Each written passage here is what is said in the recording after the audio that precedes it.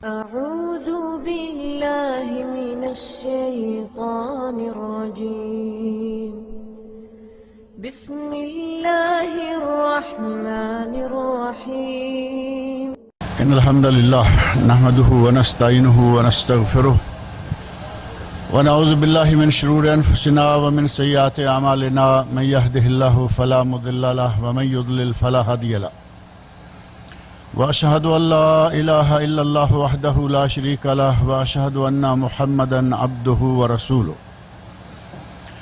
أما بعد فإن خير الحديث كتاب الله وخير الهدي هدي محمد صلى الله عليه وسلم وشر الأمور محدثاتها وكل محدثة بدعة وكل بدعة ضلالة وكل ضلالة في النار رب اشرح لي صدري ويسر لي أمري واحلل عقدة من لساني يفقهوا قولي رب أعوذ بك من همزات الشياطين وأعوذ بك رب أن يحضرون أعوذ بالله السميع العليم من الشيطان الرجيم يا أيها الذين آمنوا توبوا إلى الله توبة نصوحا ہر قسم کی تعریف و توصیف اور حمد و ثنا خالق کائنات مالک ارض و سما کے لیے ہے۔ وہ خالق و مالک جس نے ہمیں ان گنت نعمتوں سے نواز رکھا ہے، اس کی ہم پر اتنی نعمتیں ہیں کہ اگر ہم انہیں شمار کرنا چاہیں، گننا چاہیں تو یہ بات ہمارے بس سے باہر ہے۔ حتیٰ کہ اللہ رب العزت نے خود اپنی کتاب مقدس قرآن کریم میں دو مقامات پر فرمایا ہے وَإِن تَعُدُّوا نِعْمَةَ اللَّهِ لَا تُحْصُوهَا کہ اگر تم اللہ کی نعمتوں کو گننا بھی چاہو تو گن نہیں سکتے۔ اس قدر نعمتیں ہیں اللہ رب العزت کی ہم پر، یعنی بنی نوع انسان پر۔ اور ان نعمتوں میں سے عظیم نعمت یہ ہے کہ اس نے ہمیں مسلمان بنایا ہے۔ سب سے پہلے سب سے اعلیٰ نعمت۔ اگر اس نے ہمیں مسلمان نہ بنایا ہوتا تو آج ہم کہاں ہوتے؟ کوئی کسی مندر کی گھنٹیاں بجا رہا ہوتا، کوئی کسی گرجے میں چرچ میں جا رہا ہوتا، کوئی کہیں خاک چھان رہا ہوتا۔ اللہ رب العزت نے ہمیں مسلمان بنایا، ہم لا الہ الا اللہ محمد الرسول اللہ پڑھنے والے مسلمان ہیں۔ یہ اللہ رب العزت کا بہت ہی بڑا انعام ہے۔ اور اللہ رب العزت نے ہمیں دین وہ دیا ہے جو ہماری فطرت کے عین مطابق۔ دین میں کوئی ایسی بات نہیں ہے جس پہ ہم پورے نہ اتر سکتے ہوں۔ کسی اسلامی حکم کا آپ نام لیں کہ وہ انسان کے بس سے باہر تھا، اللہ نے وہ کیوں فرض کر دیا؟ اب آپ دیکھیں، نماز ہے، دن میں 5 وقت نماز پڑھنا کیا ہمارے بس سے باہر ہے؟ پڑھ سکتے ہیں یا نہیں؟ آرام سے پڑھ سکتے ہیں، 5-5 10-10 منٹ لگتے ہیں۔ روزہ ہے تو اس میں تھوڑی سی مشقت ہے، لیکن اللہ نے سال میں 1 مہینہ رکھا ہے۔ تھوڑی سی مشقت یقیناً ہے، 15 گھنٹے ہے، کبھی 14 گھنٹے کا ہوتا ہے، کبھی 13 گھنٹے کا ہوتا ہے۔ مسلسل کھانے پینے سے، نظر بازی سے، اپنے کانوں کو روکنا، زبان کو روکنا، ہر چیز پہ کنٹرول کر کے 13 14 15 گھنٹے نکالنا ایک مشقت ہے، لیکن اللہ نے سال میں 1 مہینہ رکھی، 11 مہینے کوئی مشقت نہیں کھانے پینے کی۔ گالی گلوچ تو سارا سال منع ہے نا، جھوٹ بولنا سارا سال منع ہے، غیبتیں کرنا سارا سال منع ہے، لیکن کھانے پینے کی کوئی رکاوٹ نہیں، سارا سال کھائیں پئیں، کوئی مسئلہ نہیں۔ اگر کوئی آدمی اپنے نفس کی تربیت کرنا چاہے، نفس کی تہذیب کرنا چاہے، تو اس کے لیے سال میں بھی روزے ہیں۔ یہ نہیں کہ یہ رمضان نکل گیا اور 2 رکعت نماز عید الفطر، کھا لی سیویاں اور لے گئے سارے فکر۔ ہمارے یہاں تو مشہور ہے نا، 2 رکعت نماز عید الفطر، کھا لی سیویاں اور گئے سارے فکر، عید پڑھ لی، نمازیں ختم۔ رمضان میں 30 دن باقاعدہ نماز عشاء بھی پڑھتے رہے، اور صرف عشاء نہیں، ساتھ تراویح بھی پڑھتے رہے، اور جیسے ہی رمضان گزرا اب نہ نماز، نہ عشاء، نہ تراویح، نہ تلاوت، نہ اسلام ایسا نہیں ہے۔ اور ہماری مسلمانوں کی یہ عید نہیں ہوتی کہ عید سیویاں کھائیں اور ساری فکریں اتر گئیں۔ ہمیں اللہ رب العزت نے رمضان کے بعد بھی روزے رکھنے کے کچھ احکام، کچھ آداب اور کچھ دنوں کے روزے بتائے ہیں۔ آپ کے علم میں ہے کہ نبی اکرم صلی اللہ علیہ وسلم رمضان کے علاوہ ہر مہینے میں 3 روزے ضرور رکھا کرتے تھے، اور وہ 3 روزے کون سے ہیں؟ ایام بیز کے روزے۔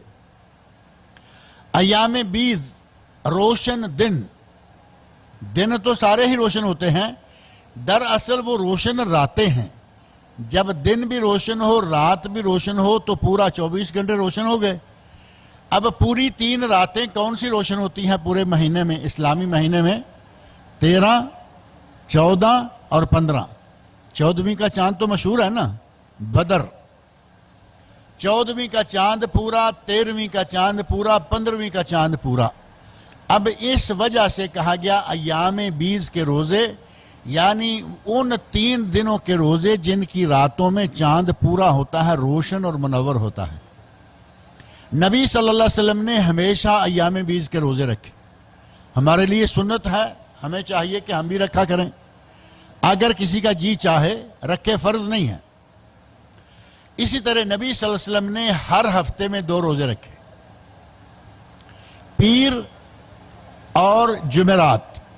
پیر کا لفظ تو معروف ہے نا، کس دن کے لیے ہے؟ سوموار کے لیے۔ سوموار، یوم الاثنین یا پیر کا دن، منڈے کا روزہ اور تھرسڈے کا روزہ، جمعرات کا۔ یہ 2 روزے نبی اکرم صلی اللہ علیہ وسلم ہمیشہ رکھا کرتے تھے۔ اور یہ 2 روزے ہیں ہفتہ وار، 3 روزے ہیں ماہوار یا ماہانہ، اور کچھ روزے ایسے ہیں کہ جو مختلف اوقات میں رکھے جاتے ہیں۔ نبی اکرم صلی اللہ علیہ وسلم نے ان روزوں کو رکھنے کا حکم دیا، اور وہ روزے کون سے ہیں؟ 9 ذو الحج کا یوم عرفہ کا روزہ۔ یوم عرفہ کا روزہ، ایک روزہ رکھنے پر ثواب کتنا ہے؟ نبی اکرم صلی اللہ علیہ وسلم ارشاد فرماتے ہیں، احتسب علی اللہ ان یکفر سنتین، مجھے اللہ سے امید ہے کہ یوم عرفہ کا ایک روزہ 2 سالوں کے گناہوں کو معاف کرا دے گا۔ ایک روزہ 2 سالوں کا کفارہ ہو گیا۔ اور 10 محرم جس کو یوم عاشورہ کہا جاتا ہے، عاشورہ کا روزہ بھی نبی اکرم صلی اللہ علیہ وسلم رکھتے تھے، بلکہ رمضان کا روزہ فرض ہونے سے پہلے عہد جاہلیت سے وہ روزہ آ رہا ہے۔ اور وہ روزہ کوئی یوم عاشورہ یہ حضرت حسین رضی اللہ عنہ کی شہادت سے تعلق نہیں رکھتا۔ ہمارے لوگوں میں یہ غلط فہمی ہے کہ شاید حضرت حسین رضی اللہ عنہ شہید ہوئے تھے، یوم عاشورہ اس لیے ہے اور اسی لیے یوم عاشورہ کا روزہ رکھا جاتا ہے۔ نہیں، یوم عاشورہ کا روزہ حضرت موسیٰ علیہ السلام کے زمانے سے آ رہا ہے۔ نبی اکرم صلی اللہ علیہ وسلم نے یہودیوں سے پوچھا، یہودی بھی یہ روزہ رکھا کرتے تھے، یہودیوں سے پوچھا کہ تم یہ روزہ کیوں رکھتے ہو؟ تو انہوں نے کہا کہ ہمارے نبی حضرت موسیٰ علیہ السلام کو اللہ رب العزت نے فرعون اور اس کے لشکروں سے، موسیٰ علیہ السلام اور اس کی قوم کو اس دن نجات دی تھی۔ وہ واقعہ قرآن کریم کے اندر موجود ہے تفصیل کے ساتھ۔ اللہ رب العزت نے موسیٰ علیہ السلام کو حکم دیا کہ اپنے لوگوں کو لے کر، اپنی امت کو لے کر یہاں سے نکل جاؤ۔ سامنے دریائے نیل آ گیا، پانی ہے، دریا چل رہا ہے۔ اللہ رب العزت سے درخواست کی کہ یا اللہ آگے پانی ہے، تو اللہ نے حکم دیا کہ پانی پر اپنا ڈنڈا مارو۔ آسا مشہور لفظ ہے نا ایک، آسائے موسیٰ۔ آسائے موسیٰ میں اللہ رب العزت نے بڑی کرامتیں رکھی ہوئی تھی۔ وہی آسائے موسیٰ ہے کہ پتھر پہ مارا تو پتھر سے پانی کے 12 چشمے جاری ہو گئے۔ وہی آسائے موسیٰ ہے کہ فرعون کے جب جادوگر آئے، جادوگروں نے رسیاں پھینکی، ان کے چھوٹے چھوٹے سانپ بن گئے، پھرنے لگے، لوگ ڈرنے لگے۔ اللہ رب العزت نے موسیٰ علیہ السلام کو حکم دیا کہ موسیٰ اپنے ہاتھ میں جو ڈنڈا ہے اس کو نیچے پھینکو۔ ڈنڈے کو نیچے پھینکا، بہت بڑا سانپ بن گیا، اژدہا یا اجگر، بڑا سانپ بن کے اس نے چھوٹے چھوٹے جو ان سپیروں کے یا ان جادوگروں کے پھینکے ہوئے سانپ تھے ان ساروں کو نگلنا شروع کر دیا۔ اللہ رب العزت نے پوچھا موسیٰ یہ تمہارے ہاتھ میں کیا ہے؟ تو موسیٰ علیہ السلام نے فرمایا ہیا عصایا، اے اللہ یہ میرا ڈنڈا ہے، اتوکا علیہا، میں اس پر ٹیک لگا کے کھڑا ہوتا ہوں۔ دیہاتی لوگوں کو معلوم ہے کہ ہاتھ میں ڈنڈا ہو، لاٹھی ہو تو اس کو اپنی بغل میں دیتے ہیں، اس کے اوپر ٹیک لگا کے ہاتھ کو کہیں نیچے پکڑ لیا، آرام سے ٹیک لگا کے کھڑے ہو جاتے ہیں۔ موسیٰ علیہ السلام فرماتے ہیں اتوکا علیہا، اے اللہ میں اس اپنے عصا پر ٹیک لگا کے کھڑا ہوتا ہوں، وَأَحُشُّ بِهَا عَلَى غَنَمِي، میں اپنی بکریوں کے لیے درختوں سے پتے بھی جھاڑ لیتا ہوں۔ یہ ڈنڈے کے سارے کام ہے نا، پتھر سے چشمے نکل آئے، دریا میں مارا راستہ بن گیا، ٹیک لگا لیتے ہیں اور جب چاہتے ہیں اپنی بکریوں کو چرانے کے لیے درخت پر مارتے ہیں، پتے گرنا شروع ہو جاتے ہیں، بکریاں پتے کھاتی ہیں۔ احُشُّ بِهَا عَلَى غَنَمِي وَلِيَّ فِيهَا مَعَارِبُ أُخْرَى، قرآن کریم میں اللہ نے وہ پوری بات نقل فرما دی، فرمایا کہ مجھے اس ڈنڈے سے اور بھی کئی فائدے ملتے ہیں۔ یہ فائدے گنوا دیے اور کہا اور بھی میرے لیے اس میں کئی فائدے ہیں۔ ہمارے بعض لوگ بڑے طبیعت کے سخت ہوتے ہیں، جن کے خلاف دل میں تعصب آ جائے پھر ان کے لیے وہ کسی جگہ معاف کرنے کو تیار نہیں ہوتے۔ ایک مولوی صاحب تقریر کر رہے ہیں اور ان کو وہابیوں پہ غصہ تھا۔ وہابی لفظ جو ہے وہ ہمارے یہاں تو بڑا معروف ہے نا، آپ کسی کو وہابی کہہ دیں سمجھو کہ یہ شاید مسلمان ہی نہیں رہا۔ وہابیوں پہ غصہ تھا، سٹیج پہ تقریر کرتے ہوئے کہتے ہیں موسیٰ علیہ السلام نے کہا کہ میں اس پہ ٹیک لگاتا ہوں، میں اس سے بکریوں کے لیے پتے جھاڑتا ہوں، وَلِيَّ فِيهَا مَعَارِبُ أُخْرَى، میرے لیے اس میں اور بھی کئی فائدے ہیں، اگر کوئی سامنے وہابی آ جائے تو اس کے سر پہ مار دیتا۔ اللہ رب العزت نے اس عصائے موسیٰ میں کتنی برکتیں رکھی ہوئی ہیں۔ اللہ رب العزت نے فرمایا موسیٰ گھبرانے کی کوئی ضرورت نہیں ہے، تمہارے سامنے دریائے نیل ہے، اس پہ لاٹھی اپنا عصا مارو۔ اللہ رب العزت کے حکم سے اس پہ عصا مارا، پیچھے کا پانی پیچھے رک گیا، آگے والا آگے رک گیا، ادھر پانی کے پہاڑ ہیں ادھر پانی کے پہاڑ ہیں، درمیان میں راستے بن گئے۔ قرآن کریم میں واقعہ موجود ہے، یہ کوئی کہانی نہیں ہے۔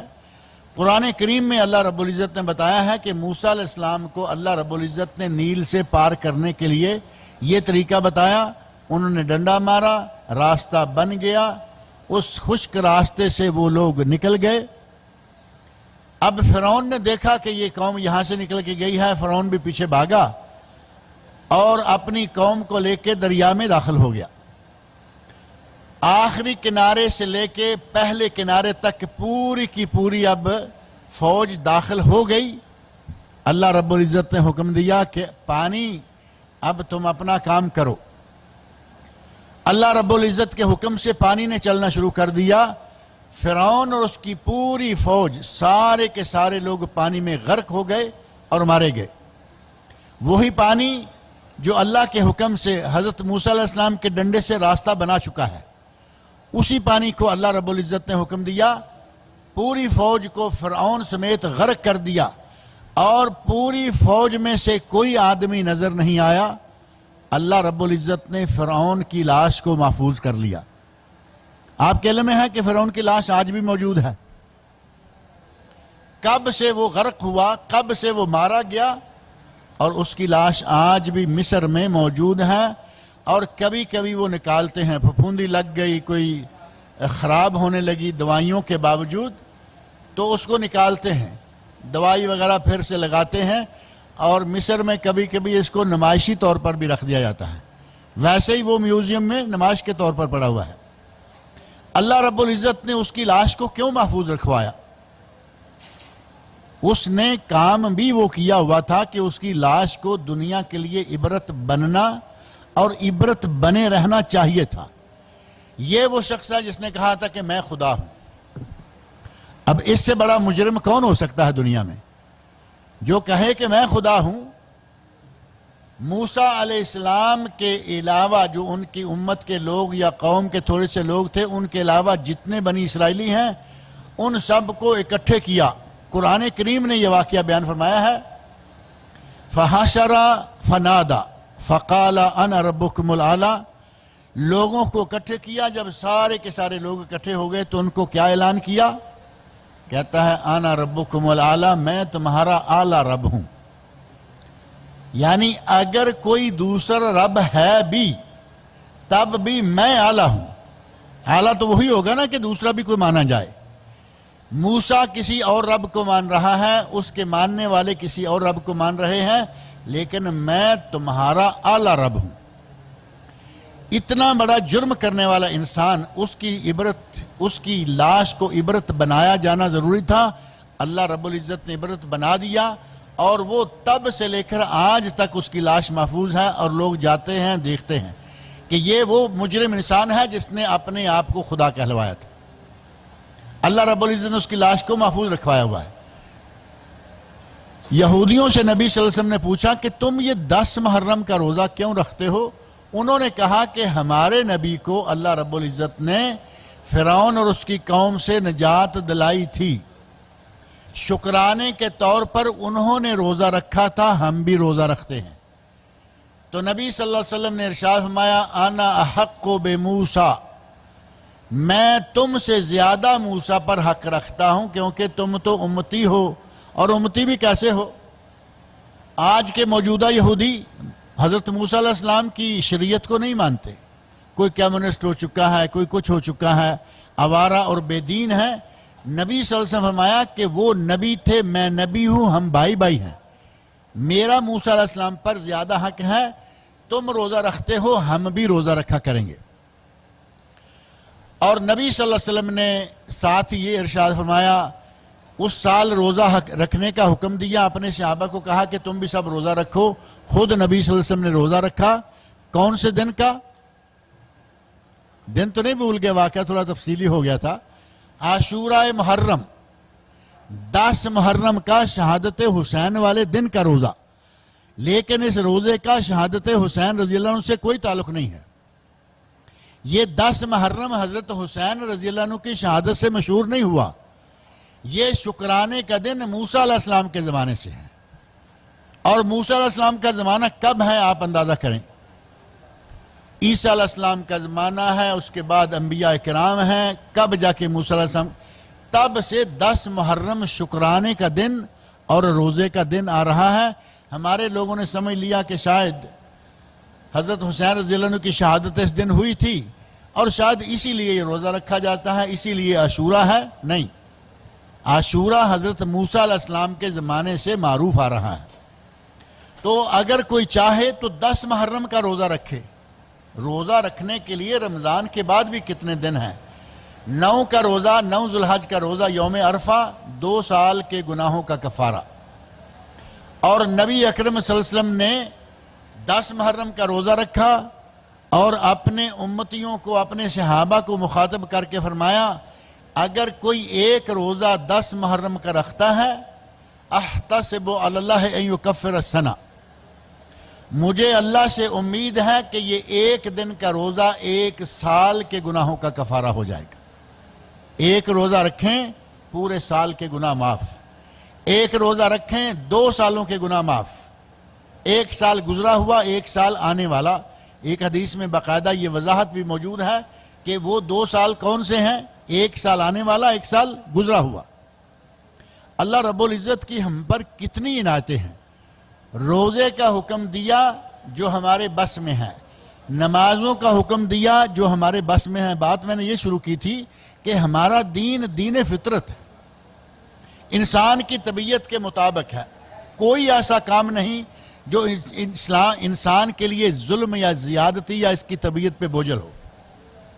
حج ہے، حج پر کچھ خرچہ آتا ہے، کچھ محنت لگتی ہے۔ اب حج اللہ رب العزت نے پوری عمر میں 1 مرتبہ فرض کیا ہے۔ یہ تو آپ سنتے ہی رہتے ہیں نا، روزہ سال میں 1 مرتبہ، نماز دن میں 5 مرتبہ، زکوٰۃ سال میں 1 مرتبہ، لیکن زکوٰۃ کس کے لیے ہے؟ جس کے پاس پیسہ ہے، جس کے پاس بکریاں ہیں، جس کے پاس گائیاں بھینسیں ہیں، جس کے پاس اونٹ ہیں، اس پر زکوٰۃ ہے، یا جس کی زمین ہے اور ان پر عشر ہے جو 10واں حصہ یا 20واں حصہ ہے۔ جس کے پاس زمین نہیں، اس کی کوئی آمدنی غلہ کی شکل میں نہیں ہے، اس پہ کوئی زکوٰۃ نہیں ہے۔ جس کے پاس کیش ہے اس پر زکوٰۃ ہے، اور زکوٰۃ کتنی ہے؟ اللہ رب العزت نے پہلے 100 ریال دیا اور کتنا مانگا؟ 2.5 ریال۔ پہلے اللہ رب العزت نے 1000 ریال دیا اور ہم سے کتنے مانگ لیے؟ 25 ریال۔ پہلے اللہ رب العزت نے 1,00,000 ریال دیا اور 1,00,000 میں سے ہم سے کیا مانگ لیا؟ 2,500۔ اب یہ بات ہے کہ 2,500 رقم بن گئی ایک، اور ہمارا دل گھبرانا شروع ہو گیا۔ 2,500 غریبوں میں بانٹ۔ اللہ کے بندو، پہلے یہ تو سوچو کہ جس ذات نے 1,00,000 دیا تم سے مانگ کیا لیا ہے؟ 2,500 صرف۔ 1,00,000 پر 2,500، 1,000 پر 25 ریال، 100 پر 2.5 ریال۔ اللہ رب العزت پہلے دولت کا ڈھیر لگاتا ہے اور پھر کہتا ہے کہ اس میں سے تھوڑا سا حصہ غریبوں کو بانٹ دو، وہ بھی تمہارے بھائی ہیں۔ اور زکوٰۃ نکالنے کا سب سے بہترین طریقہ یہ ہے کہ وہ اپنے رشتہ داروں کو دی جائے۔ نبی اکرم صلی اللہ علیہ وسلم ارشاد فرماتے ہیں کہ زکوٰۃ اگر غیر کو دو گے تو زکوٰۃ ہوگی، اگر رشتہ دار کو دو گے صدقہ و صلہ 2 گنا ثواب ہوگا، صدقہ کا، زکوٰۃ کا بھی اور صلہ رحمی کرنے کا بھی۔ پھوپھی کو زکوٰۃ دیں جائز، خالہ کو زکوٰۃ دیں جائز، چچا کو زکوٰۃ دیں جائز، ماموں کو زکوٰۃ دیں جائز، بہن کو زکوٰۃ دیں جائز، بھائی کو زکوٰۃ دیں جائز۔ بیٹے کے بیٹی کو نہیں دے سکتے، ماں کو باپ نہیں دے سکتے۔ باقی کتنے رشتہ دار ہیں؟ بھتیجے، بھتیجیاں، بھانجے، بھانجیاں، ان سب میں سے جس کو بھی زکوٰۃ دو گے 2 گنا ثواب۔ لیکن یہاں ایک بات میں واضح کر دوں، ہمارے یہاں عموماً یہ دیکھا جاتا ہے زکوٰۃ دینے کے لیے کہ میں ملٹی ملینر ہوں اور میرا بھائی ذرا غریب ہے۔ اب اس کی غریبی کتنی ہے؟ ایئر کنڈیشن چل رہے ہیں، گاڑی رکھی ہوئی ہے، لیکن گاڑی اس ملٹی ملینر کے پاس ظاہر ہے کہ لاکھوں والی گاڑی ہے، بھائی کے پاس ہزاروں والی ہے، زکوٰۃ کا پیسہ اس کو دے رہے ہیں۔ زکوٰۃ ایسے آدمی کے لیے نہیں، زکوٰۃ اس کے لیے ہے کہ جو نادار ہو، جس کے پاس کچھ بھی نہ ہو، یا پھر زکوٰۃ اس کے لیے ہے جس کے پاس آمدنی کے ذرائع ہوں، تنخواہ ہے، دکان ہے، کوئی کاروبار ہے، لیکن اس کا خرچہ اس کے کاروبار سے پورا نہیں ہو رہا۔ اور خرچے میں بھی ایک بات خاص طور پر ذہن میں رکھیں کہ خرچہ اللہ تللے والا خرچہ نہیں کہ ہر طرح کی آوارگیاں اور ہر طرح کی تعیشات، عیاشیاں کرے آدمی اور کہے خرچہ پورا نہیں ہوتا، زکوٰۃ بھی اس کو دے دے۔ نہیں، جتنے جائز اور شرعی اخراجات ہیں، اگر جائز اور شرعی اخراجات پورے نہیں ہو رہے تو اس کو زکوٰۃ دے سکتے ہیں۔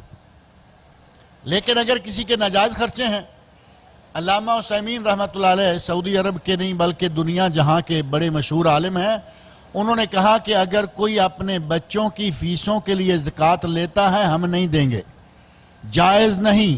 بچوں کی فیسیں کن کی؟ جو انگریزی اسکولوں میں پڑھتے ہیں۔ اگر کوئی بچہ اسلامی مدرسے میں پڑھتا ہے، جیسے ہمارے یہاں مدارس عربیہ، مدارس اسلامیہ ہوتے ہیں جہاں دین سکھایا جاتا ہے، جہاں قرآن سکھایا جاتا ہے، اگر کوئی ایسے مدرسے میں پڑھتا ہے اس کا جتنا خرچہ زکوٰۃ کے پیسے سے دیا جا سکتا ہے۔ لیکن اسکولوں کالجوں کے طالب علموں کی جو فیسیں ہیں وہ زکوٰۃ کے پیسے سے دینا جائز نہیں ہے۔ اب کوئی آدمی اپنے 2-4-6 بچوں کو بہترین اسکولوں میں داخل کروائے ہوئے ہے اور اچھی غذائیں، اچھی رہن سہن، اچھا ہر چیز، اور خرچہ پورا نہیں ہو رہا، یہ آدمی زکوٰۃ کے لائق نہیں ہے۔ جائز شرعی اخراجات پورے نہ ہوں وہ زکوٰۃ کے لائق ہے۔ اور زکوٰۃ بھی سال میں 1 مرتبہ، اور 1,00,000 میں سے صرف 2,500۔ اب جن کی بہت زیادہ زکوٰۃ نکلتی ہے وہ گھبرا جاتے ہیں، اتنا پیسہ اب بانٹ دیں گے۔ بھائی اللہ نے دیا ہے، بانٹ دو۔ حج پہ خرچ ہوتا ہے، حج پہ محنت لگتی ہے، اللہ نے ساری عمر میں ایک مرتبہ حج فرض کیا ہے، آپ کریں ہر سال، نافلہ ہے۔ صحابی نے کہا نبی اکرم صلی اللہ علیہ وسلم نے ارشاد فرمایا ان اللہ فرض علیکم الحج فحجوا، اللہ نے تم پر حج فرض کیا ہے، حج کرو۔ صحابی کہتا ہے اکل عام یا رسول اللہ، اے اللہ کے رسول کیا ہر سال کرنا ہوگا؟ آپ خاموش رہے۔ وہ کہتا ہے اکل عام یا رسول اللہ، آپ خاموش رہے۔ تیسری مرتبہ آپ نے فرمایا لو قلت نعم لوجبت ولما استطعتم، اگر میں ہاں کہہ دیتا تو ہر سال حج کرنا فرض ہو جاتا اور تم نہ کر پاتے۔ ہر سال کہاں کر پاتا کوئی بھی؟ بڑے بڑے مالدار ہر سال نہیں کر پاتے، بڑے بڑے لینڈ لارڈ جو ہیں وہ ہر سال حج نہیں کر پاتے، بلکہ ہمارے یہاں ایسا رواج ہو چکا ہے کہ چاہیے یہ کہ 5 سال میں ایک مرتبہ حج کر لیں، کیونکہ نبی صلی اللہ علیہ وسلم کی ایک حدیث ہے قدسی، جس میں ہے کہ اللہ نے فرمایا میں نے اپنے بندے کو صحت دی، اپنے بندے کو دولت دی، 5 سال گزر جاتے ہیں پھر بھی یہ حج کے لیے نہیں آتا، یہ محروم انسان ہے۔ اللہ کے نبی فرما رہے ہیں یہ محروم ہے، لہذا 5 سال میں حج کر لینا چاہیے، 10 سال میں حج کر لیں۔ کئی لوگوں سے پوچھے نا کہ بھائی حج کب کیا تھا؟ جی ہم نے 65 میں کر لیا تھا، آتے ہی 65 میں کر لیا تھا۔ اب 65 سے آج تک گنو کتنے ہو گئے؟ 35 سال پچھلی صدی کے۔ کہاں بات گئی؟ ایک مرتبہ حج کیا گویا کہ اللہ پہ احسان کر دیا؟ نہیں، اللہ نے دولت دی ہے، اللہ نے صحت دی ہے، 5 7 10 سال میں ایک مرتبہ حج کرتے رہنا چاہیے، عمرہ کرتے رہنا چاہیے۔ نبی صلی اللہ علیہ وسلم ارشاد فرماتے ہیں تابعوا بین الحج والعمرہ، حج اور عمرہ کرتے رہا کرو، یہ گناہوں کو مٹاتے ہیں، یہ فقر اور غریبی کو بھی مٹاتے ہیں۔ ہمیں تو لگتا ہے نا کہ خرچہ ہو رہا ہے، اللہ کے نبی فرماتے ہیں غریبی کو مٹاتے ہیں، لہذا حج بھی کرتے رہنا چاہیے، عمرہ بھی کرتے رہنا چاہیے۔ رمضان میں عمرہ پورے حج کا ثواب ہے، عمرہ فی رمضان تعدل حجہ۔ اور ایک حدیث میں نبی صلی اللہ علیہ وسلم فرماتے ہیں کہ وہ آدمی جو رمضان میں عمرہ کرتا ہے وہ اس طرح ہے گویا کہ اس نے میرے ساتھ حج کیا ہے۔ رمضان میں حج کی بڑی فضیلت ہے۔ اللہ رب العزت سے میری دعا ہے کہ وہ ہمیں شریعت کے مطابق چلنے اور شریعت کے مطابق اپنے اہل و عیال کو چلانے کی توفیق عطا فرمائے۔ اللہ رب العزت میرے اور آپ کے روزے، میری اور آپ کی تلاوتیں، راتوں کا قیام قبول فرمائے۔ اللہ تعالیٰ مجھے اور آپ سب لوگوں کو جنت عطا فرمائے۔